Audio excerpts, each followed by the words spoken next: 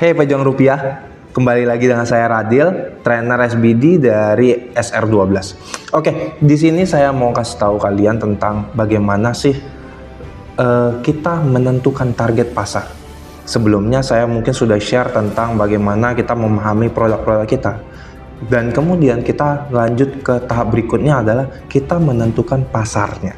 Pasarnya siapa? Tujuan kita siapa? Kita mau jual ini, produk kita ini mau ke siapa gitu. Karena apa? Karena ini sangat penting gitu loh. Ini sangat penting. Kita harus tahu ketika kita memasuki ibaratnya bisnis ini atau kita mau menjual produk ini, kita harus tahu pasar kita, target kita itu siapa. Misalnya ibu punya komunitas, punya keluarga besar nih, yang ibaratnya kita tahu nih dia itu usaha apa, pekerjaannya apa, dan lain-lain.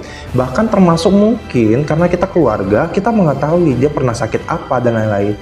Itu menjadi nilai poin penting kita, ibaratnya apa, untuk masuk penjualan ke sana. Makanya harus kita pahami itu target pasar itu bagaimana. Kita harus tahu nih pasar kita itu siapa gitu loh, target yang kita mau itu siapa gitu. Jadi kita fokus sama mereka. Kenapa? Karena itu adalah circle pertama kita untuk closing.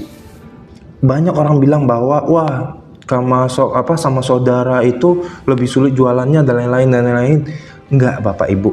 Jadi di sini saya mau kasih tahu bahwa kita harus tahu nih circle kita siapa. Ketika kita belum pernah jualan, kita lebih terbiasa ngomong sama saudara, teman, atau kenalan. Karena apa? Karena ya kita seperti ngobrol seperti biasa aja, cuman kita selipkan atau kita sisipkan omongan kita untuk penjualan, seolah-olah kita memberikan solusi. Kalau kita tahu misalnya dia itu pernah sakit apa dan ini itu, ya kita bisa bilang aja, bukannya kamu kemarin ada kena sakit ini ya? Atau kamu bukannya kemarin habis jatuh ya, habis terluka dan lain-lain. Oh, ini kita ada kebetulan produk gitu. Jadi kita harus tahu dan ingat, kita dengarkan dulu, ibaratnya jangan langsung masuk produk. Jadi ketika dia bilang, oh iya saya kemarin jatuh nih sakit banget, aduh ini udah pergi ke tukang urut ini, tapi belum ada hasilnya belum. Oh gitu ya. Terus dari dokter udah coba ke rumah sakit, ke dokter udah ronsen dan lain-lain. Kita harus kasih solusi seolah-olah kita bukan mau menawarkan produk gitu. Terus ketika mereka jawab cerita dan lain-lain lebih baik, kita lebih banyak nih ibaratnya kemampuan mengetahui apa sih yang mereka butuhkan, apa aja yang mereka butuhkan. Karena apa? Kita bisa tidak hanya jual satu produk, bisa 2 sampai 3 gitu. Karena apa? Karena kita tahu nih apa aja sih keluhannya, apa aja melebarnya kemana aja gitu. Jadi kita jangan lupa, kita itu jangan geragas atau ibaratnya nesu-nesu, ibarat maksa-maksa nih, harus jualan, harus saking semangatnya, wah kita harus jualan ini, harus jualan itu, harus jebol nih, harus jebol. Bahasanya mindsetnya closing aja, yang membuat apa, orang lain risih gitu loh. Jadi nggak mau lagi sama kita, yang membuat ya penjualan kita jadinya mandet juga gitu loh. Karena apa? Orang risih kayak gitu. Makanya di sini saya kasih tahu bahwa ibu harus tahu nih target pasarnya. Ketika ibu tahu target pasarnya, circle-nya siapa, bisa di situ kita lihat. Karena apa? Kita kan tahu nih branding perusahaan kita apa. Perusahaan kita banyak bergerak di bidang herbal, sudah banyak customer yang menggunakannya. Jadi kita lebih enak nih. Tinggal apa? Penjelasan bahwa produknya cocok untuk kamu. Kamu ada keluhan sakit tulang, kemarin pernah jatuh dan terkilir. Mana tahu di sini bisa kamu gunakan untuk apa? Biar recovery kamu lebih bagus, lebih cepet, komunikasinya lebih enak. Karena apa? Karena kita kan saudara atau kenalan atau teman. Jadi lebih enak ngobrolnya, lebih enak pendekatannya. Dan ketika masuk produk itu, kamu kasih tahu manfaatnya.